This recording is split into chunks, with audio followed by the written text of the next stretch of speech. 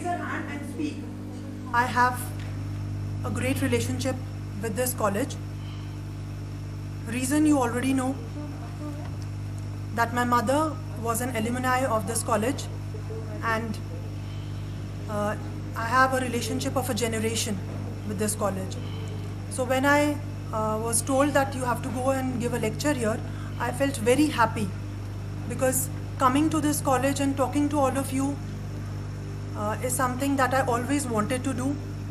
And I believe that in this session, in this mentoring session, all of you will be benefited from what all experience that I have gained in the service, as a student, what my experiences have been, and especially as a woman. Though there are males also who are sitting here, and I believe they might also like to take home some points that I speak of. But I'm primarily going to focus on the women who are sitting here, who are getting their education in different colleges of this cluster university.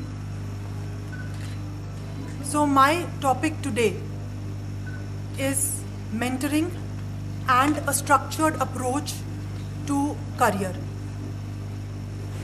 51% of the PhDs are women in our country. 49% of them are doing MSCs, and they have become postgraduates. What's happening then? Can anybody say? What is the reason that that girls, even after getting educated, are not coming into the workforce? Survey in 2020 says that it is only 20% women who join the labor force. And rural women are leaving jobs much faster. Biggest weakness is lack of self-confidence. They don't believe that they can achieve something. In fact, the biggest weakness, I may tell you, is not to come in leadership positions.